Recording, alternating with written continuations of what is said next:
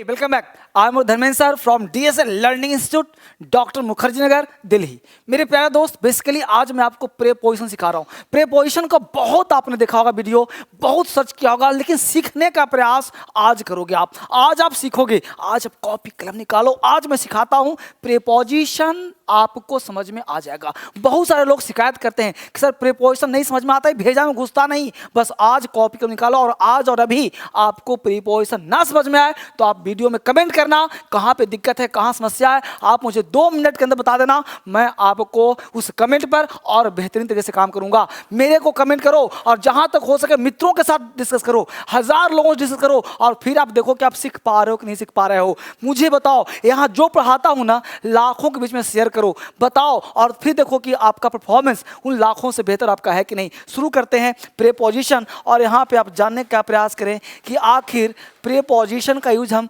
कहाँ पे करते हैं, कैसे करते हैं। मैं आपसे बात करूं प्रेपोजिशन पढ़ना, लेकिन सबसे पहले प्रेपोजिशन कुछ प्रॉपर्टीज है, कुछ गुण है, कुछ क्वालिटी है, वो जानने का प्रयास करना है आपको। सबसे पहला क्वालिटी ये है कि प्रेपोजिशन जब भी प्रयोग करते हैं, प्रेपोजिशन का जब भी यूज करो तो ध्यान देना प्रेपोजिशन के बाद क्या हो सकता है। कुछ कॉन्सेप्ट मैं चाहता हूं कि अंग्रेजी बोलना भी आ जाए, लिखना भी आ जाए, पढ़ना भी आ जाए, सब कुछ आ जाए और एग्जाम तो पास करना चुटकियों में आ जाए।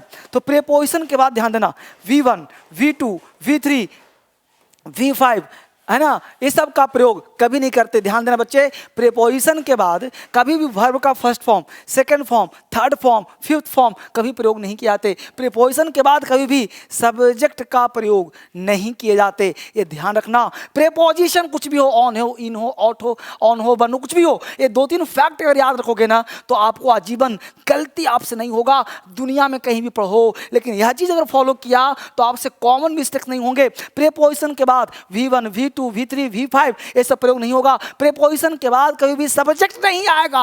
प्रेपोजिशन के बाद V4 आ सकता है, प्रेपोजिशन के बाद V4 आ सकता है। V4 का मतलब हुआ ING फॉर्म, ING का मतलब हुआ जेरंड, यानी जेरंड आ सकता है बच्चे, इसको ध्यान रखना। प्रेपोजिशन के बाद नाउन आ सकता है, प्रोनाउन आ सकता है, लेकिन वह आएगा ऑब्जेक्टिव केस में। किस में आएगा?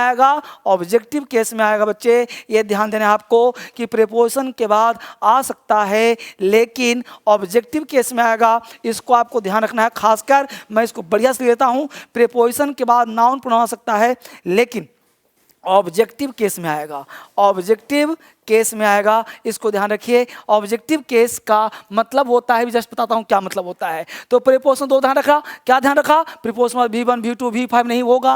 प्रीपोजिशन के बाद सब्जेक्टिव केस का प्रयोग नहीं होगा। प्रीपोजिशन के बाद V4 आएगा, ING आ सकता है जिसको हम जेरंड कहते हैं। प्रीपोजिशन के बाद नाउन प्रोनाउन का प्रयोग नहीं। ये चीज़ ध्यान रख लिया। अब मैं आपको सिखाने का प्रयास करता हूँ, विथ एग्जाम्पल देने का प्रयास करता हूँ। आप चेक करो अभी और जस्ट एग्जाम्पल यहाँ पे मैं आपको दे रहा हूँ। अब आपने बहुत पढ़ा, अब क्या है, कुछ क्वेश्चंस करो मेरे साथ। अब देखो कि बनता है कि नहीं बनता चुटकियों में। फटाफट देखो। She has complained against Sumit and I, she has complained against Sumit and I. अब देखो Sumit and I, she has complained against Sumit and I. अब देखो सी हैज कंप्लेंड अगेंस्ट। अब जा गौर से देखो कि यहाँ पे अगेंस्ट वर्ड जो है वो प्रेपोजिशन है कि नहीं है। जल्दी बोलो ना, है ना प्रेपोजिशन?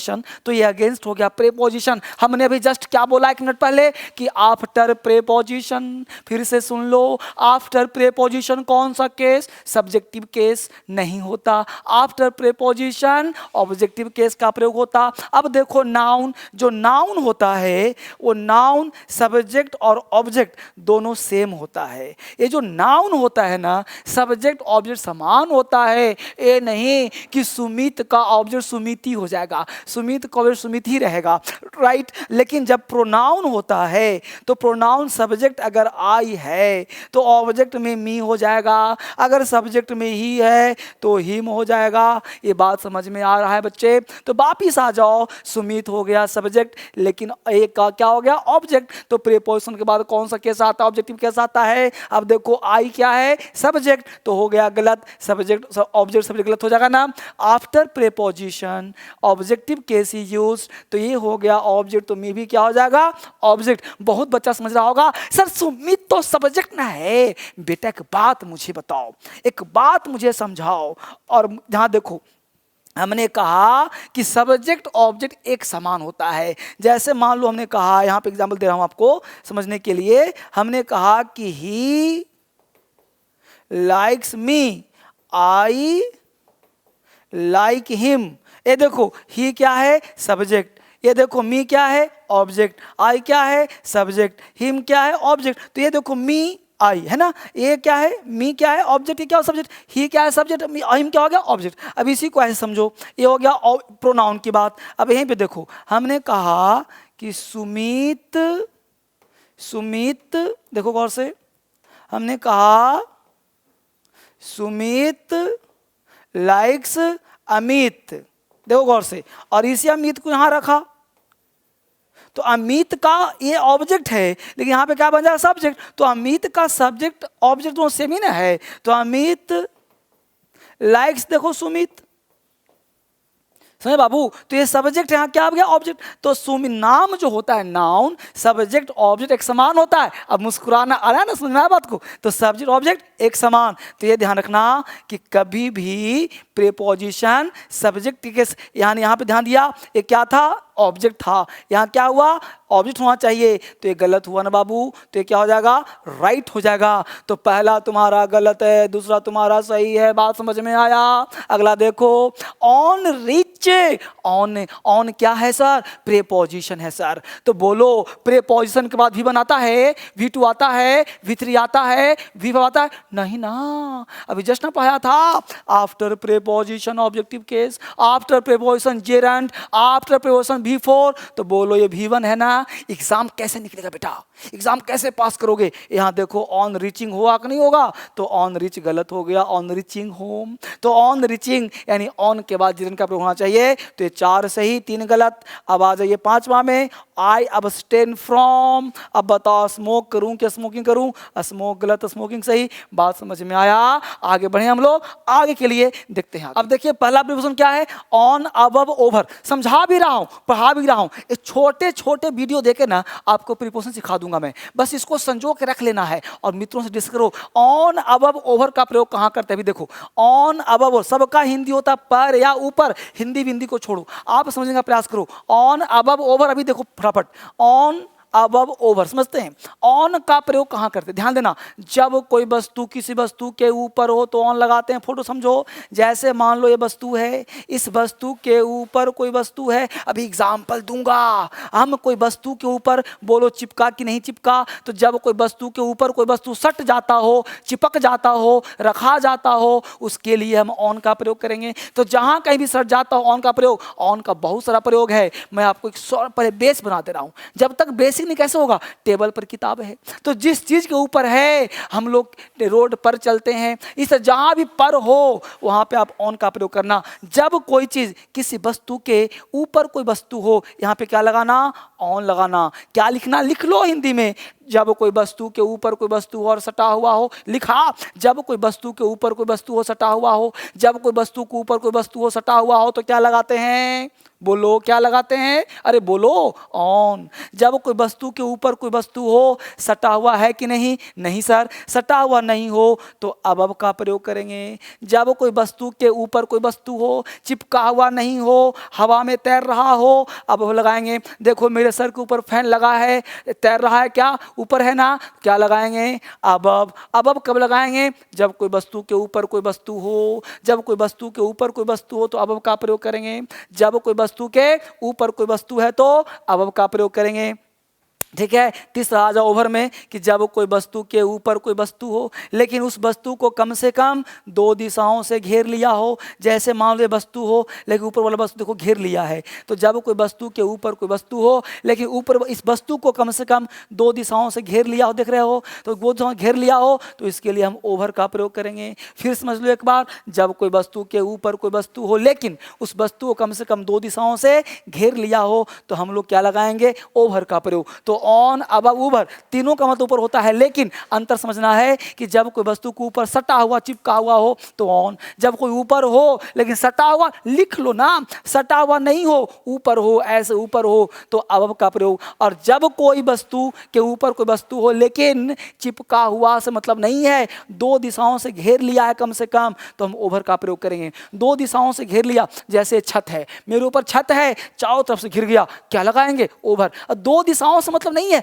चारों तरफ से घिर जाए तो भी ओवर आएगा, जितना घिर जाए तो भी ओवर आएगा, अम्ब्रेला से घिर गया तो भी ओवर आएगा, जहां भी घिर जाए ओवर आएगा, मतलब आपकी घिरावट होनी बहुत जरूरी है तभी ओवर आएगा। बात समझ में आया? एग्जाम्पल देखता हूं, अभी फिर इसको फिल करो। अब देखो यहाँ पे क्या कहा हमने, अब कुछ क्वेश्चंस, पढ़ो प्रैक्टिस, पढ़ो प्रैक्टिस, यही तो खास बात है डीएसएल इंग्लिश और डीएसएल लर्निंग की, यही खास बात है धर्मेंद्र सर की कि पढ़ो भी प्रैक्टिस भी, पढ़ो तब ना याद, याद कैसे रहेगा? पढ़ो प्रैक्टिस, पढ़ो प्रैक्टिस। अब अभी याद हो जाएगा, अभी जस्ट पढ़ाया था 2 मिनट पहले ना, क्या पढ़ाया था? क्वेश्चंस। अब क्वेश्चंस पे देखो हमने पढ़ाया ऑन अबव ओवर। अब फिल कर देते हैं, यहाँ पे 3 प्रीपोजिशन है, कौन कौन सर? तो आपको भरना है ऑन, आपको लगाना है अबव, आपको लगाना है ओवर। ये तीनों में से कोई एक प्रीपोजिशन कहीं भी लग जाएगा। जल्दी जल्दी बताओ, जल्दी जल्दी बताओ, बोलो पहले में क्या लगाएं? There is a cup on his head. अब सर के ऊपर टोपी है, बोलो सर के ऊपर टोपी, ओवर लगाएं क्यों लगाएं? ओवर क्यों? जल्दी बोलो, over over.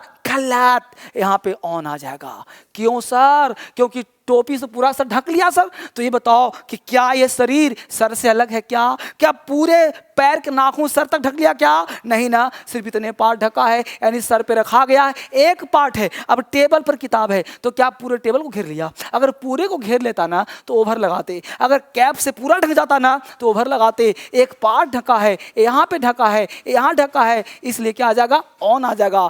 There is a cap on his head, यानी उसके ऊपर टोपी है। आगे देखो, the coolie was carrying a bag head. अब देखो बैग यहाँ पे रखा है, पूरे शरीर को नहीं ढका है, तो क्या आ जाएगा यहाँ पे? यहाँ भी ऑन आ जाएगा। The coolie was carrying a bag, bag sir पे रखा है, ऑन हिज हेड। यही तो समझना है, जब किसी चीज के ऊपर रखा जाए, चिपक जाए, सट जाए तो ऑन का प्रयोग करना। ऑन एक भाव है, सेंस है, यानी किसी चीज के ऊपर सटना, ऑन का प्रयोग। अभी बहुत पढ़ाऊंगा, बहुत सारा चीज काम करना है प्रीपोजिशन पे, इसमें कम से कम 10 क्लास लगाऊंगा तब कॉन्सेप्ट क्लियर होगा। ये धीरे धीरे से काम नहीं चलेगा।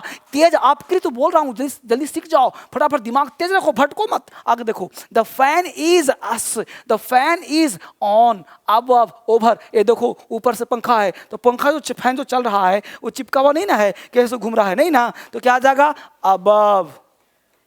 The fan is above us, हम लोगों को ऊपर है। आगे देखो, there is a bridge the Ganga. अब देखो ये गंगा की नदियां हैं, ये नदियां हैं, पुल क्या है, यहाँ शुरू हुआ ऐसे हुआ, तो कम से कम 2 दिशाओं से घिरा हो, कम से कम 2 दिशाओं से घिरा हो, क्या लगा देंगे भैया? Over. There is bridge over the Ganga. नहीं सीखोगे, दिल्ली आ जाओ, दिल्ली चलो का नारा दो, आ जाओ दिल्ली, अब सिखा दूं अंग्रेजी, मेरे सामने फेस टू फेस पढ़ो, है ना। तो there is a bridge over the Ganga. आगे देखो, the roof is your head, the roof is छत। ये छत क्या है? तुम्हारे सर के, ये सर छत क्या है? तुम्हारे सर के ऊपर है, घिरावट है, तो इसके लिए क्या आ जाएगा? Over. There is roof over, there is roof over your head, ये छत जो है तुम्हारे सर के ऊपर है। There are 100 students in the class, class में कितने बच्चे हैं? 100 बच्चे हैं, तो देयर आर अबव। अब कहोगे अबव क्यों आया सर? क्योंकि अबव का मतलब होता है से ऊपर। कहो सर ओवर क्यों नहीं आया? क्योंकि क्लास में बच्चे हैं, घिरावट नहीं है, तो अबव का मतलब से ज्यादा के लिए हम अबव का प्रयोग करते हैं। तो there are above 100 students in the class. अब बोलो मानो समझ में आया? इस वीडियो को दोबारा देखो, तिबारा देखो, घुमा के देखो, फिर आपको देखो, डाउनलोड करो, शेयर करो, व्हाट्सअप करो, फेसबुक करो, इस बच्चे को सबको देखो और आपस में डिस्कस करो 4-5 लोगों के साथ कि क्या ये समझ में आ रहा है कि नहीं आ रहा है। स्क्रीनशॉट लो, बार बार देखो, लिखो, पढ़ो। क्यों नहीं आएगा अंग्रेजी? मैं हूं ना सिखाने के लिए हमेशा। इसको सब्सक्राइब करके रख लो और मेरा हौसला बढ़ाओ, हजारों लोगों से डिस्कस करो, शेयर करो। जितना सब्सक्राइबर और जितने लाइक्स, जितने कमेंट्स बढ़ेंगे ना, मेरा जोश उतना बढ़ेगा। इसको आराम से रख लीजिए, धर्मेंद्र सर आपके लिए है, आपके लिए काम करता हूं। Thank you very much.